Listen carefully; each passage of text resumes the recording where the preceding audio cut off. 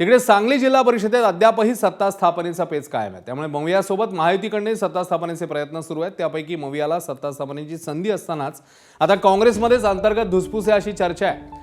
काँग्रेस आमदार विश्वजित कदम आणि खासदार विशाल पाटील यांच्यात मतभेद निर्माण झाल्याची माहिती समोर येते। याआधी चंद्रपूर महापालिकेत काँग्रेसने अंतर्गत वाद निर्माण झालेला त्याचा काँग्रेसला फटका बसला आणि हाताशी आलेली सत्ता त्यांना गमवावी लागली। त्यानंतर आता सांगलीतही धुसफूस असल्याचं कळतंय।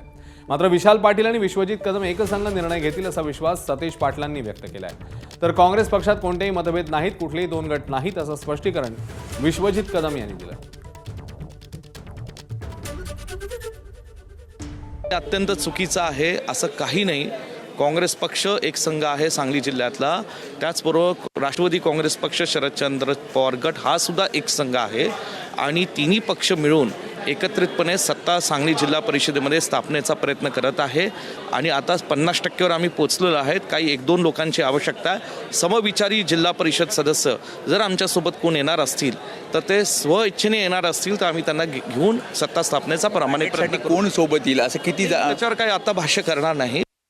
सांगलीमध्ये विशाल पाटील आणि विश्वजित कदम एकत्रितपणे निर्णय घेतील। सांगलीमध्ये कुठेही फाटाफूट होणार नाही। सांगलीतली काँग्रेस एकसंघपणे राहील याची गॅरंटी आहे मला। सांगलीचं गणित नेमकं काय सांगतंय आपण ते पाहूया। एकूण जागात 61 सांगली जिल्हा परिषदेमध्ये निकाल समोर आले। त्यानुसार बहुमताची आकडेवारी आहे 32, मॅजिक फिगर आहे 32। राष्ट्रवादी शरद पवार पक्षाने 18 जागा जिंकल्यात। भाजप 16, काँग्रेस 11, शिवसेना 7, राष्ट्रवादी 6, ठाकरेंची शिवसेना 1, रयत क्रांती आणि जनसुराज्य प्रत्येकी 1-1। एबीपी माझा, उघडा डोळे बघा नीट।